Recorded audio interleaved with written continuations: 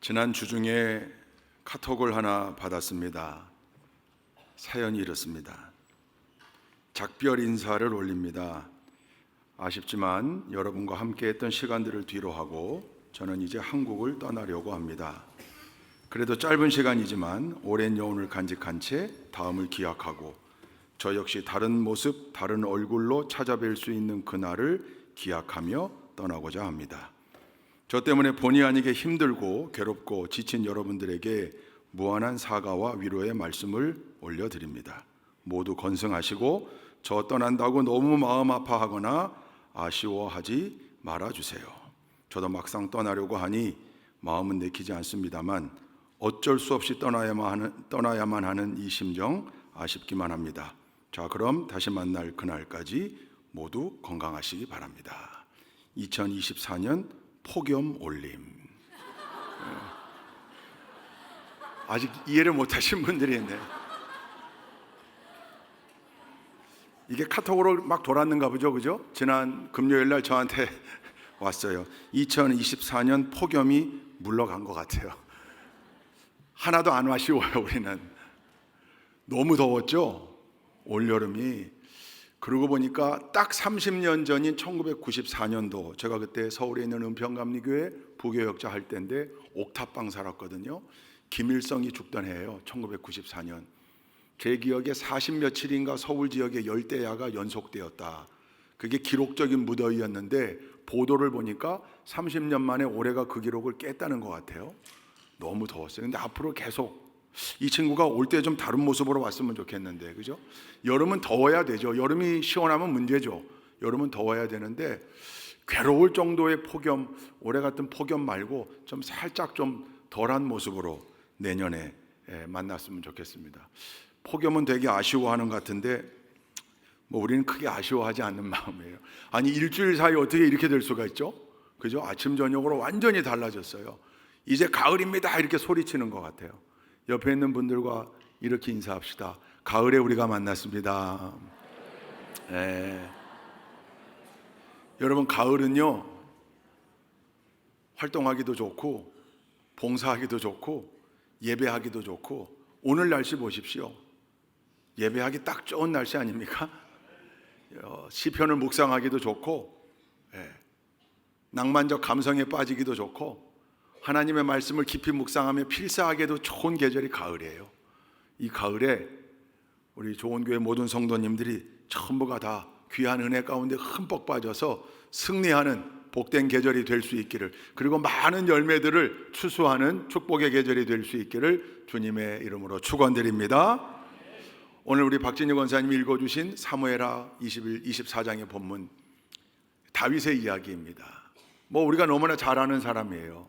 근데 다윗의 마지막 시대, 마지막 시기, 사무엘하 마지막 장이잖아요.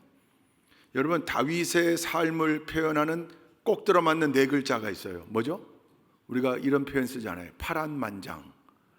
누구는 그걸 1억이다 그렇게, 무슨 소린가 그랬더니 파란 게 만장이면 1억이다 그렇게 얘기하던데, 그거 말고 파란만장, 진짜 파란만장했죠.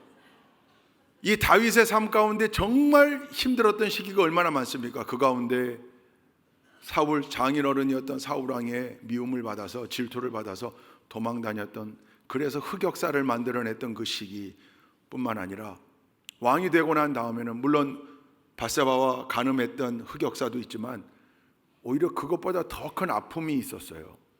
뭐냐면 자기 아들 압살롬이, 왕자 압살롬이, 아니 아버지가 죽으면 자기에게로 왕위가 오는 건데 그걸 못 참아가지고 먼저 왕 해보겠다고, 아버지를 죽이겠다고 반란을 일으킵니다. 그래서 왕궁을 포기하고 도망가요. 유랑하는 신세가 돼요. 그러니까 이게 오버랩 됐겠죠. 데자뷰, 그죠? 장인어른에게 미움받아서 도망다니던 신세가 다 끝났는 줄 알았더니 아들의 반역 사건으로 다시 유랑하는 신세가 돼요. 참 파란만장이죠. 근데 그런 아픔도 다 끝나고 난 다음에 태평성대가 찾아왔습니다. 나라는 강해지고 군사는 많아지고 가는 곳마다 승리해서 다윗이 어디로 가든지 여호와께서 이기게 하셨더라. 할렐루야. 에돔에도 저 아람에도 수비대를 두고 조공을 받고 영토는 넓어지고 엄청난 나라가 됩니다. 백성들 먹고 살기 좋고 태평성대가 찾아와요. 여러분 꼭 그럴 때 문제가 생기죠. 다 좋을 때 그때 위기가 찾아와요. 그때 넘어지기 쉬워요. 비즈니스가 안 돼가지고 맨날 돈 끌어다니고 대출 이자 날짜가 왜 이렇게 빨리빨리 다가오는지 경험해 본 분들은 알 거예요. 그냥 근데 그때마다 새벽에 나와서 하나님께 매달려 부르짖고 하나님 축복해 주십시오. 축복해 주십시오. 아니 하나님의 자녀가 이렇게 어렵게 살면 되겠습니까? 하나님 다른 사람들 보기 창피하지 않습니까? 하나님 저를 축복해 주십시오. 제가 하나님 영광 위에 살겠습니다. 매달려 기도해요. 하나님이 거기 복을 주셔서 어마어마한 축복을. 그랬더니 슬슬 예배의 자리도 빼먹기 시작하고 11조도 100만 원 할 때까지는 괜찮았는데 11조 1000만 원을 하려니까 너무 아까워요. 마음에. 이거 가지고 상담했대잖아요 목사님께. 그랬더니 목사님 그랬다는 거 아니에요. 염려하지 마십시오. 걱정할 거 없습니다. 우리 다시 기도합시다. 하나님 11조가 100만 원으로 돌아가게 하옵소서. 이게 다 무슨 얘기예요? 이게 축복, 하나님의 놀라운 은혜와 축복 속에 거하면 그게 더 에스컬레이트 돼야 되는데 그게 더 고양되어져야 되고 그게 다 나누어져야 되는데 이상한 마음이 드는 거예요. 우리의 죄성 때문에 그래요. 편안할 때 위기가 찾아와요. 죄의 유혹에 금방 빠져요. 먹고 살만하고 먹고 살만한 정도가 아니라 풍족한 경제적 여유가 있다 보니까 그저 유혹의 길이 얼마나 많은지 그러다가 가정이 파탄나기도 하고 위기가 찾아오는 거예요. 다윗도 그랬어요. 그 파란만장했던 어려움이 다 지나가고 엄청나게 하나님의 은혜 가운데 풍족한 생활을 하다 보니까 어느 날 언뜻 쓸데없는 생각이 들었어요. 그게 뭐냐면 오늘 24장 우리가 이제 18절부터 읽었지만 1절부터 읽으면 1절에 나와요. 그게 뭐 할 생각을 한 거예요? 인구조사를 할 생각을 한 거예요. 여러분 구약 성경에 이스라엘 민족의 역사 가운데 3번의 인구 센서스가 기록되어 있습니다. 첫 번째는 이스라엘 백성들이 출애굽해서 시내 광야에 머물러 있다가 이제 본격적인 광야 행군하려고 하기 직전에 하나님이 명령했어요. 모세에게 인구를 세봐라. 그때 다 세는 게 아니고 만 20세 이상의 싸움에 나갈 장정의 남자들 수를 세봐라. 왜 그랬냐면 지파별로 인구를 세서 이제 앞으로 행군해야 되는데 광야 행군 제대를 어떻게 편성할지 수경지를 어떻게 편성할지 이런 기초 자료로 삼기 위해서 하나님이 지시하셨어요. 그래서 모세가 했어요. 그게 시내 광야에서의 1차 인구 조사예요. 출애굽한 지 2년째 한 일입니다. 출애굽 40년, 즉 광야 생활 다 끝내고 이제 요단강만 건너가면 가나안 땅이에요. 그 모압 평지에 머물렀을 때 하나님이 또 시키세요. 38년 만에 모세 한 번 더 해봐라. 왜? 그동안 인구가 어떻게 변했는지 봐야 될 테고 가나안 땅 들어가면 정복전쟁 수행할 때 이 진을 어떻게 구성할지 또 가나안 땅을 차지하고 나면 지파별로 땅을 분배해야 될 텐데 그 기초 자료로 삼기 위해서 2차 인구조사를 시킵니다. 두 가지 다 하나님이 명령하신 인구조사입니다. 그런데 오늘 여기 나오는 세 번째 다윗의 인구조사는 아니에요. 다윗이 그렇게 마음 먹은 거예요. 내가 가지고 있는 이 국력, 전투력이 얼마나 되는가 셈해보고 싶은 거예요. 근데 성경을 읽다 보면 이게 1절 말씀 때문에 조금 헷갈려요. 세 번역 우리 1절 한번 읽어볼까요? 함께 읽겠습니다. 시작. 주님께서 다시 이스라엘에게 진노하셔서 백성을 치시려고 다윗을 부추기셨다. 너는 이스라엘과 유다의 인구를 조사하여라. 잠깐만, 이거 아니 하나님 이것도 명령한 건데 이게 헷갈려요. 개역개정으로 한번 읽어볼까요? 개역개정 시작. 여호와께서 다시 이스라엘을 향하여 진노하사 그들을 치시려고 다윗을 격동시키사 가서 이스라엘과 유다의 인구를 조사하라 하시니라. 읽으면 이게 헷갈리거든요. 현대인의 성경에 이렇게 나와 있어요. 함께 시작. 여호와께서 다시 이스라엘 백성에게 분노하시자 다윗은 가서 이스라엘과 유다의 인구를 조사하라는 충동을 받게 됩니다. 아, 이런 의미구나, 이런 뜻이구나. 근데 더 명확하게는 요 사건이 그대로 기록되어 있는 병행 구문인 역대상 21장 1절엔 이렇게 나와요. 함께 읽겠습니다. 시작. 사탄이 이스라엘을 치려고 일어나서 다윗을 부추겨 이스라엘의 인구를 조사하게 하였다. 아, 누가? 아, 그게 격동시키사 충동시켰다. 이게 사탄이구나, 주체가. 하나님이 그렇게 하신 게 아니고, 물론 2절, 3절, 4절 읽어보면 문맥으로 금방 알 수 있어요. 왜냐하면 충성스러웠던 부하 참모 군사령관이었던 요압이 폐하, 그렇게 하시면 안 됩니다. 하나님이 기뻐하실 만한 일이 아닙니다. 하나님이 계속해서 축복하고 계시는데 왜 이걸 하나님의 명령 없이 이렇게 폐하려고 하는 겁니까? 즉 그 모든 것의 근원은 누구에게 있다는 거예요? 하나님께 있는 건데 마치 자기가 뭔가를 이루어낸 것 같은, 여러분 이게 항상 문제예요. 은혜로 받았다고 말은 하면서도 항상 내가 했는데, 내가 이루었는데. 지도자들이 빠지기 쉬운 오류, 함정이에요. 목사들도 마찬가지예요. 목사들도 내가 이루었는데, 내가 부흥시켰는데, 지가 한 거예요? 하나님께서 하신 거예요. 그냥 도구로 사용되었을 뿐인 거죠. 도구로 사용되어진 것에 만족하고 감사해야 되는 거죠. 근데 늘 내가 했다. 그러니까 문제가 생겨요. 항상. 여러분 저도 정신 못 차리고 혹시 그럴 때가 있으면 말씀해 주세요. 네가 한 게 아니야. 그렇다고 또 와서 네가 한 게 아니야 그러실라. 표현은 달리. 제가 혹시 정신 못 차리면 깨닫게 해주세요. 여러분 우리가 우리의 능력으로 하는 게 아니잖아요.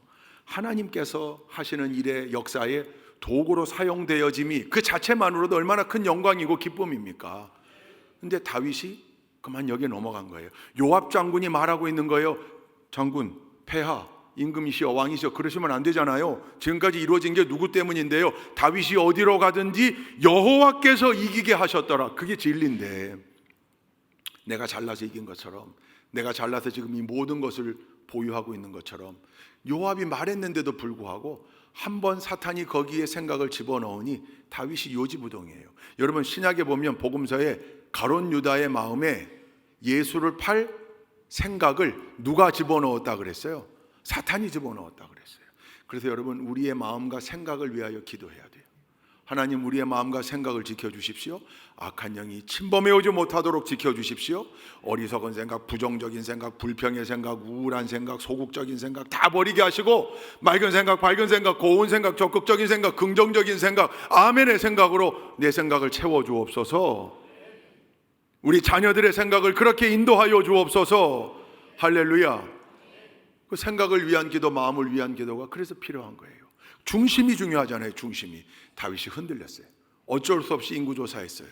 9개월 20일 동안 나라를 샅샅이 뒤졌어요. 조사했더니 전체 인구가 400만 명. 지금은 뭐 얼마 아닌 것 같지만 그때 인구로는요 대단한 인구입니다. 전장에 나가 싸워 전투에 임할 수 있는 남자들, 군사들의 수가 130만 명. 대단한 거죠. 흐뭇했으나 이내 결과를 받아든 동시에 다윗의 마음에 자책이 생겼다 그랬어요. 정신 차린 거죠. 콩깍지가 벗겨진 거죠. 다윗의 훌륭함이 거기 있지 않습니까? 잘 깨달아요. 자기의 죄를 잘 인정해요. 변명하거나 고집피지 않아요. 콩깍지가 벗겨지는 순간 즉시 무릎을 꿇습니다. 하나님 앞에. 그때 하나님이 갓을 보내서 선지자 갓을 보내서 네가 잘못한 그 일에 벌을 내릴 텐데 옵션을 줍니다. 3가지 선택사항. 그게 13절에 나와요. 한번 읽어볼까요? 13절 시작. 갓이 다윗에게 가서 그에게 말하여 알렸다. 임금님의 나라에 7해 동안 흉년이 들게 하는 것이 좋겠습니까? 아니면 임금님께서 왕의 목숨을 노리고 쫓아다니는 원수들을 피하여 석 달 동안 도망을 다니시는 것이 좋겠습니까? 아니면 임금님의 나라에 사흘 동안 전염병이 퍼지는 것이 좋겠습니까? 이제 임금님께서는 저를 임금님께 보내신 분에게 제가 무엇이라고 보고하면 좋을지 잘 생각하여 보시고 결정하여 주시기 바랍니다. 3가지 선택사항을 줬어요. 기근, 도망, 전염병. 근데 다윗이 지혜롭게 대답해요. 사람에게 피해받고 싶지 않습니다. 하나님께서 하십시오. 그때 하나님이 전염병을 이스라엘 백성에게. 여러분 지금 누구의 잘못으로 백성들이 무려 7만 명이 죽었다고 그랬어요? 엄청나게 죽은 거예요. 누구의 잘못으로? 다윗의 잘못으로. 다윗이 너무 마음이 아픈 거예요. 여러분, 그래서 지도자가 중요해요.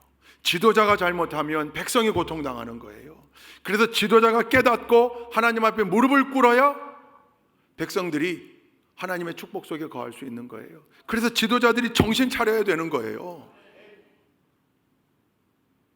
다윗이 안타까운 마음으로 하나님 앞에 기도할 때 하나님이 전염병을 내린 천사의 손을 거두게 하는데 보니까 천사가 서 있는 곳이 있었어요. 선지자 갓이 와서 다윗에게 제안합니다. 충고하는 거죠. 하나님께 제사합시다. 번제와 화목제를 드립시다. 번제는 속죄의 의미고 화목제는 다시금 하나님과의 관계를 회복한다는 의미이니 다윗이 아멘 합니다. 신하들을 데리고 그 천사가 서 있던 그 장소로 갑니다. 근데 그 천사가 서 있던 장소가 오늘 말씀해 보니까 누구의 타작마당이에요? 아라우나의 타작마당이에요. 아라우나. 역대상 본문에 보면 오르난 그랬어요. 같은 사람이에요. 발음의 차이예요. 아라우나의 타작마당, 오르난의 타작마당. 여러분 타작마당이라는 건 추수하는 터니까 부자인 거죠. 큰 터를 가지고 추수해온 작물을 가지고 타작하는 거예요. 부자인 다만 이 사람은 이스라엘 민족이 아니라 가나안 원주민 여부스 사람 아라우나입니다. 그러니까 지금 다윗의 때에 이스라엘 민족이 메이저잖아요. 그 가나안 원주민들 가운데 일부 남아있던 이 사람들은 마이너예요. 마이너. 저 밑에 계급으로 치면 한참 밑에 사람이에요. 그러니까 이 아라우나가 타작하다 말고 보니까 왕의 행차가 자기에게로 오거든요. 바짝 엎드립니다. 덜덜덜덜 떨었을 겁니다. 두려워하는 마음으로 또 영광스럽게 생각한 거죠. 왕이 내 땅에 들어오시다니, 내 집을 방문하시다니. 그 두렵고 떨리는 마음으로, 영광스러운 마음으로 뭐라고 제안하냐면 제사 드리러 왔다니까 마음껏 쓰십시오. 여기 소가 있습니다. 제물 삼으십시오. 제사를 드리려면 불 피워야 되는데 여기 각종 도구들이 있습니다. 이 나무 다 떼십시오. 뿐만입니까? 이 타작마당, 제사의 터. 그 마음이 이해가 되죠. 마이너, 돈은 좀 있었지만 저 밑에 사람인데 왕이 자기에게로 왔으니 얼마나 영광스럽게 생각했겠어요? 그리고 또한 두려워하는 마음으로. 그래서 다윗에게 모든 걸 주겠다고 해요. 그때 오늘 말씀의 핵심이 여기 나와요. 그때 다윗이 기특하도다. 땡큐.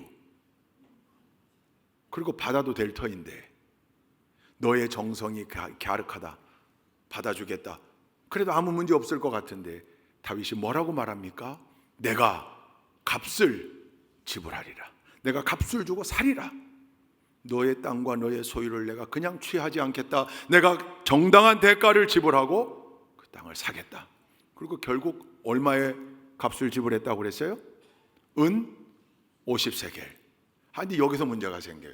역대상 21장 보니까 얼마에 샀다는 거예요? 금 600세겔에 샀다는 거예요. 아니 사무엘 하에는 은 50세겔에 샀다고 그러는데 역대상에는 왜 금 600세겔을 샀다고 그러나? 중간에 배달 사고가 있었나? 여기에 대한 여러 가지 해석이 있어요. 은 50세겔은 제사를 지낼 때 필요한 나무와 재물 값이고 600세겔은 땅을 산 것이다. 이런 해석도 있고요. 은 50세겔은 한 지파당 부여된 의무금이었을 것이다. 다양한 해석들이 있어요. 그건 말 그대로 해석일 뿐 성경은 우리에게 정답을 제공하고 있지 않아요. 한 성경에는 50세겔, 한 성경에는 금 600세겔. 그러니까 아마 제일 처음 얘기했던 거에 가장 무게가 실려 있어요. 은 50세겔은 그 부분적인 구매, 금 600세겔은 그 터와 타작마당과 그 터 땅 전체를 구매한 것. 이게 가장 정통적인 해석이에요. 중요한 건 이 정답을 우리는 모르니까 어찌됐건 중요한 건 다윗이 그 땅을 가나안 원주민에게 그냥 받지 않고 뭐 했다는 거예요? 돈을 주고 샀다는 거예요. 정당한 대가를 지불했다는 거예요. 아라우나의 타작마당, 거기서 제사 지냅니다.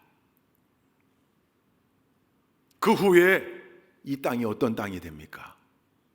이제 여기서부터 온갖 아픔의 역사와 기가 막힌 사연들이 이 땅 위에서 이루어집니다. 다윗이 하나님 앞에 정말 소원했던 소망이 하나 있잖아요. 근데 못했어요. 그게 뭐죠? 성전 건축 하고 싶었어요. 근데 하나님은 허락하지 않았어요. 준비만 하게 했어요. 그래서 다윗이 다 준비해요. 레바논의 백향목을 사오고 금과 은도 준비하고 다 준비해요. 준비할 때 뭐가 필요해요? 아니, 목재, 철, 금속 그것만 필요해요? 제일 기본적으로 필요한 거 땅이 필요하잖아요. 그 땅이 어디예요? 이거예요. 이 아라우나의 타작마당이요, 1000년 전에 아브라함이 하나님 명령에 순종하여 이삭을 제물로 드리려고 했던 그 모리아 산입니다. 그 땅에 성전을 짓습니다. 다윗이 다 준비해 놓은 그 땅이에요. 다윗이 값을 주고 산 땅이에요. 거기에 1차 성전 솔로몬 성전이 지어집니다. 기가 막히게 지었습니다. 근데 그 성전이 무너지죠. 언제? BC 586년에 어느 제국이 침공에 들어오죠? 바벨론 제국. 느부갓네살 왕이 쳐들어와서 성전을 다 무너뜨립니다. 선지자들이 외치고 예언했던 대로 예루살렘이 폐허가 되고 포로로 끌려갑니다. 그런데 선지자들이 함께 예언했던 게 있어요. 그러나 다시 나라가 회복될 거다. 몇 년 만에? 70년 만에. 70년간 바벨론 강가에서 슬피 울며 회복을 기다리다가 너희들 돌아오게 될 거다. 예언했는데 꼭 맞게 70년 만에 돌아오기 시작합니다. 3차에 걸쳐 돌아와요. 포로들이 돌아오는데 극적으로 돌아와요. 무너질 것 같지 않았던 바벨론 제국이요, 한순간에 멸망당해요.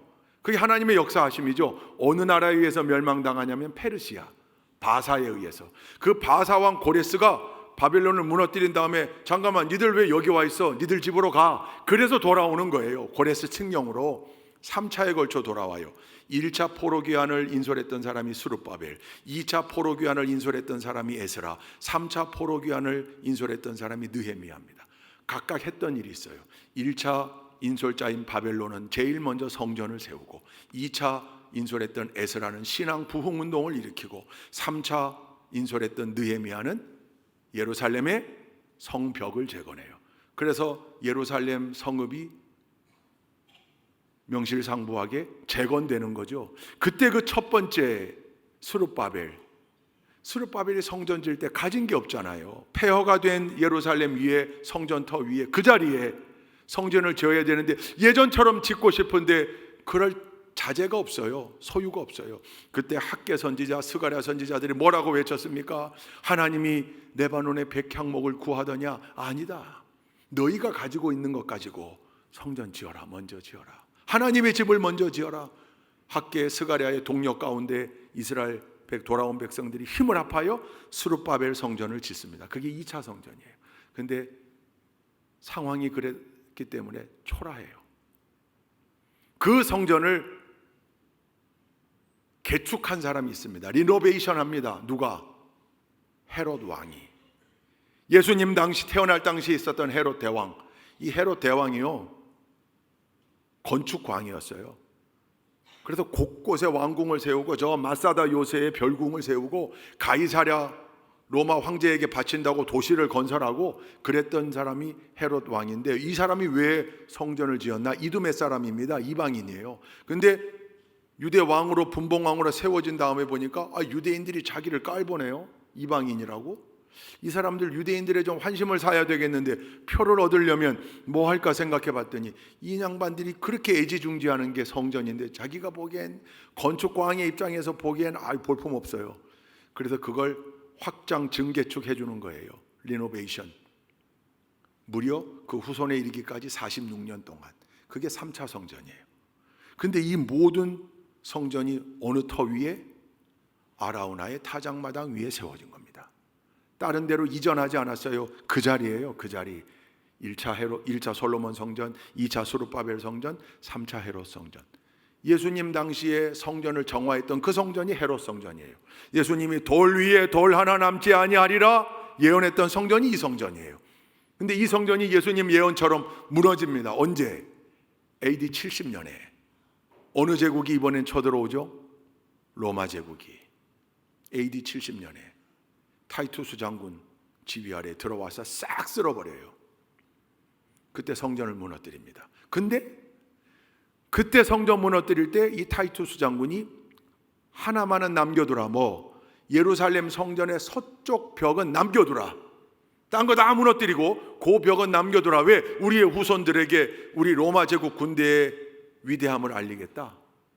그래서 서쪽 벽만 남겨놔요. 그게 The Western Wall, 서쪽 벽입니다. 근데 우리에겐 The Western Wall이라는 이름보다 별명으로 더 잘 알려져 있어요. 뭐죠?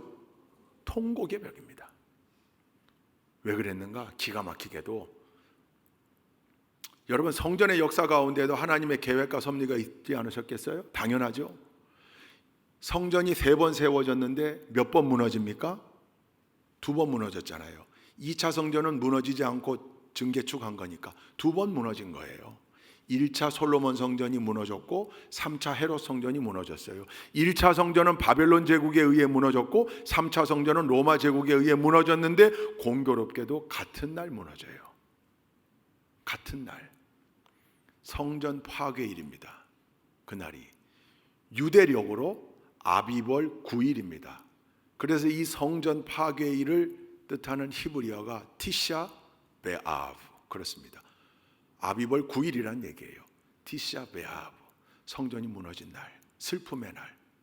여러분, 이 땅을 3차 성전이 무너진 다음에 그 이후에 이 땅을 이스라엘 민족은 뿔뿔이 다 전 세계로 흩어지고 2000년 동안 나라 없이 디아스포라 유대인들로 살았잖아요. 그때 그 지역을 7세기에 일어난 신흥 종교가 패권을 차지하여 그 지역을 다스리는데 그게 이슬람 제국입니다. 무슬림들의 땅이 돼요.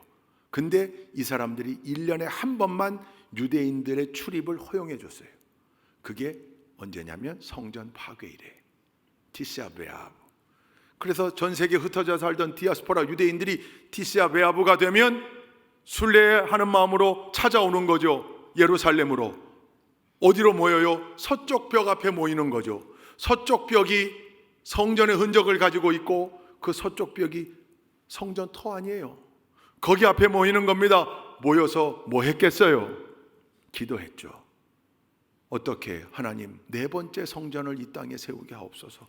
그러면서 통곡했어요. 성전의 아픈 역사, 자기 민족의 아픈 역사를 바라보며 하나님을 떠나 살 때 하나님이 우리를 이렇게 벌 주셨다. 그러나 하나님 다시 회복되게 하옵소서. 전 세계에서도 흩어들어온, 몰려들어온 유대인들이 그 벽 앞에서 통곡을 하니 그 벽의 공식 명칭인 서쪽 벽, 더 웨스턴 월보다 통곡의 벽이라는 이름으로 더 알려진 거예요. 여러분, 그 성전의 아픈 역사가 여기서 끝나질 않아요. 7세기에 이슬람 제국이 세워지고 우마이샤 왕조가 들어선 다음에 거기에 사원을 세워버리고 맙니다. 비극이죠. 그 땅에 성전터 아라우나의 타작마당 위에. 왜 그랬을까요? 이슬람 종교를 만든, 이슬람교를 만든 이 마호멧이, 이 모하메드가 그 땅에서, 예루살렘 그 땅에서 하늘로 올라가서 승천해서 천상 여행을 하고 돌아왔다는 거예요. 왜 하필 거기서 그자가? 왜? 이게 비극이에요. 그러니 무슬림들이 3대 성지로 삼는 것이 사우디아라비아의 메카, 마호멧이 태어난 곳, 사우디아라비아의 메디나, 마호멧의 무덤이 있는 곳, 이스라엘의 예루살렘, 마호멧이 천상여행을 갔다가 되돌아온 곳, 하늘로 올라가 천국의 비밀을 알고 그 자리로 돌아왔다는 거예요. 왜 하필이면 거기에서? 좀 딴 데 가서 하지. 이슬람의 성지. 그러니까 예루살렘의 요 땅이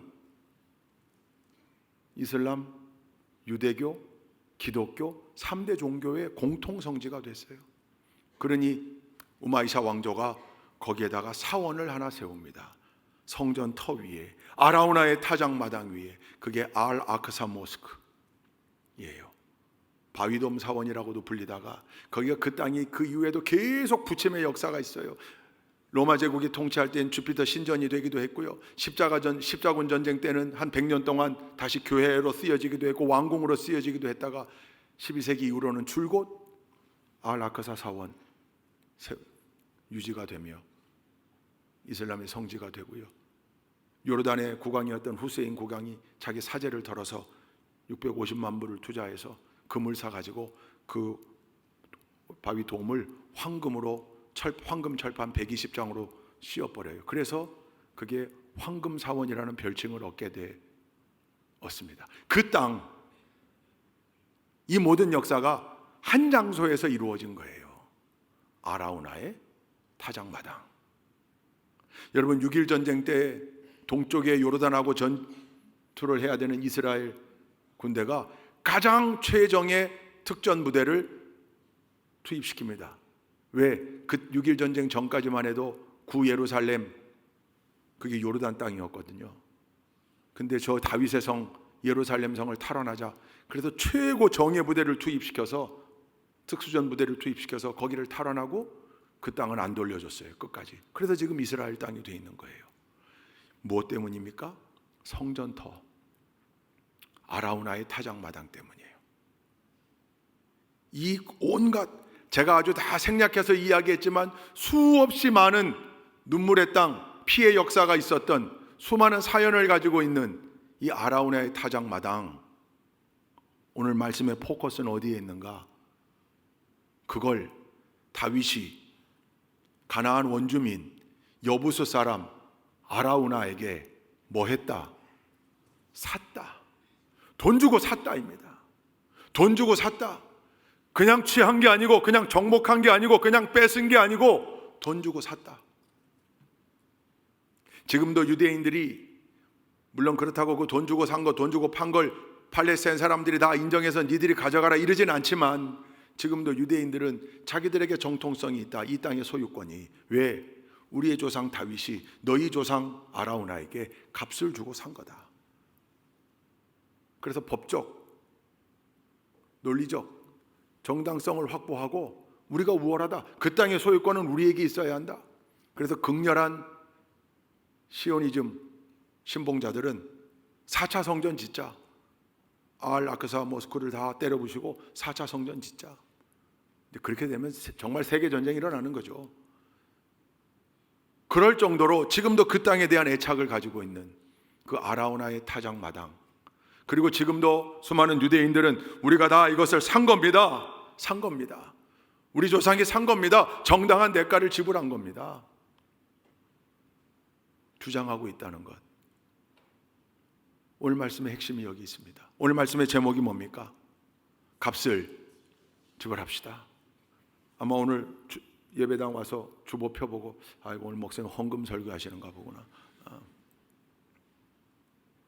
아니요, 그걸 뛰어넘는, 여러분 값을 지불하는, 우리가 분명하게 페이해야 될 거 페이해야 되는데, 그죠? 세상에 공짜가 어디 있어요? 여러분 우리가 하나님의 자녀가 된 것, 천국 백성 된 것, 구원받은 것, 이거 값없이 받았다고 그랬잖아요. 그죠? 은혜로 받은 거잖아요. 동의하시면 아멘. 그럼 은혜로 받은 것 분명한데 에베소서 2장 8, 9절에도 분명히 은혜로 받은 것이라고 명시하고 있는데, 값없이 받았다고 말씀하고 있는데, 그걸 바꿔서 질문해 보겠습니다. 그러면 공짜 맞습니까? 공짜 맞습니까? 아니요. 제가 식당 가서 밥 먹고 있는데 우리 성도님을 만났어요. 나갈 때 계산하려고 보니까 우리 성도님이 계산하고 가셨대요. 그건 내가 해야 되는 건데 내가 그 성도님 것까지 계산해 줘야 되는 건데 얼마나 동작이 빠르신지 먼저 계산하셨대요. 저는 공짜로 먹은 겁니까? 아니잖아요. 나를 대신해서 값을 치러준 거잖아요.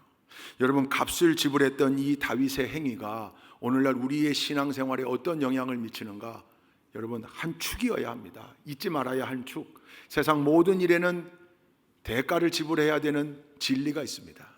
죄의 삭은 사망이라고 했거든요. 죄값을 치러야 되는 거예요. 근데 우리가 안 치렀을 뿐이에요. 누가 치르신 겁니까? 오늘 말씀의 핵심이 두 가지에 있습니다. 첫째는 우리가 하나님의 자녀가 된 것, 구원받은 것, 천국 백성 된 것 공짜 아니다. 지불되어졌다. 값이 무엇으로? 예수 그리스도의 피값이 지불되어졌다. 근데 이게 잘 마음에 안 와닿아요. 우리가 늘 말로는 이렇게 얘기하는데, 은혜라고 얘기하는데 이게 절절하게 내 마음에 느껴지질 않아요. 감사로, 은혜로 고백되어지지가 않아요. 거기 문제가 있어요. 내가 안 했을 뿐 하나님의 엄청난 대가가 거기 지불된 거예요. 여러분, 전도하시다 보면 하나님의 사랑과 놀라운 계획이 죄 때문에 우리에게 잘 느껴지지 않는 건데, 죄의 문제를 해결하기만 하면 하나님의 사랑과 놀라운 계획을 알 수 있고 깨달을 수 있고 하나님의 자녀가 될 수 있고 구원받을 수 있습니다. 영생을 누릴 수 있습니다. 이렇게 증거하면 어떻게 그럼 죄를 해결할 수 있습니까? 하나밖에 없습니다. 뭡니까? 예수 그리스도. 영접하기만 하면 됩니다. 입술로 시인하기만 하면 됩니다. 하겠습니다. 영접하고 시인하고 영접 기도까지 다 하고 난 다음에 공통적으로 그들이 하는 말이 있어요. 이제 끝난 거예요? 예, 끝난 거예요. That's it. That's all. 더 이상 없어요. 이제 끝났어요. 아닌 것 같은데, 찜찜한데. 뭐가 이렇게 쉬워요? 구원받는 게 이렇게 쉬워요? 영생을 얻는 게 이렇게 쉬워요? 하나님의 자녀가 된 게 이렇게 쉬운 거예요? 쉽다니요. 공짜입니까? 아니에요. 엄청난 대가가 지불되어진 거잖아요. 하나님이 독생자 예수 그리스도, 당신의 아들 예수 그리스도를 십자가에 내어준 거잖아요. 삼위일체의 입장에서 달리 표현하면 하나님 자신이 인간의 모습으로 이 땅에 와 십자가에 달리신 거잖아요. 거저 이루어진 게 아니에요. 여러분, 2004년도 76회 아카데미 시상식에서 단편 영화 작품상 부문에 후보로 올라왔던 영화들 중에 하나가 체코 영화인데요, 29분짜리 영화예요. 모스트라는 영화입니다. 단편 29분밖에 안 돼요. 그거 아마 영화 편집한 클립을 많이 보셨을 거예요. 모스트. 체코 말로 모스트가 브릿지, 다리라는 뜻이에요. 체코의 도시 이름이기도 하고요. 29분의 내용이에요. 이게 개봉된 다음에 기독교인들에게 굉장히 많이 퍼져갔어요. 벌써 20년 전이네요.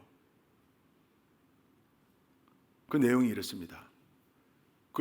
그런 다리를 도개교라고 그러죠. 도개교. 이렇게 배가 지나가도록 다리가 열리는 거예요. 배가 지나가면 다시 닫히고. 그걸 도개교. 우리나라의 도개교가 딱 하나 있더라고요. 저 부산에 영도다리, 영도대교. 예. 근데 영도대교는 차들이 다니는, 사람이 다니는 다리인데 이 영화에 등장하는 도개교는 기차가 다니는 철로예요. 기차가 올 때는 내려서 기차가 통과하게 하고, 아닐 때는 들어가지고 배들이 통과하게 하고. 그 도개교를 조정하는 직업을 가진 아버지, 어느 날 그 아빠 직장의 다리에 가보기를 원하는 아들을 데리고 갑니다. 근데 예정보다 기차가 빨리 오는데 문제가 생겨요. 결국 그 아들이 아빠를 도우러 갔다가 그만 도개교가 닫히게 되면 눌리게 되는 기계실 거기 밑에 떨어져서 갇히게 됩니다. 기차는 기적소리를 울리며 와요. 이걸 빨리 내려야 돼요. 내리지 않으면 기차에 탄 승객들은 다 죽고 맙니다. 근데 내리면 아들이 죽어요. 그 영화 클립 보셨을 거예요. 여러분, 상상해 보십시오. 여기 다 부모님들이잖아요. 저도 아들 셋을 두고 있는 아버지로서 상상해 보면 상상만 해도 힘들어요. 상상만 해도 어려워요. 상상만 해도 울컥해요. 그 짧은 순간 그 아버지가 너무 고민하죠. 할 수밖에 없죠. 근데 어쩔 수 없이 도개교를 내리는 스위치를 누릅니다. 기차에 탄 승객들을 살리기 위해 아들을 희생시킨 거죠. 눈에 넣어도 아프지 않을 그 사랑하는 아들이 죽습니다. 기차가 지나가요. 근데 기차 안에 타고 있던 막 젊은이들, 어디 MT 가는지 깔깔거리고 웃고 하는 그 젊은이들, 모르죠. 무슨 일이 있었는지를 몰라요. 기차 안에 타고 있던 승객들은 기차를 타고 함께 다리를 건너갑니다. 근데 그때 철로에서 머리를 쥐어 뜯어가며 가슴을 치며 통곡하는, 괴로워하는 그 남성을 바라보는 한 젊은 여인, 둘이 얼굴을 마주쳐요. 그 여인이 이상한 생각을 해요. 저 사람은 무슨 사연으로 저렇게 괴로워할까? 무슨 사연이에요? 자기를 살리기 위해 아들을 내어준 거예요, 그분이.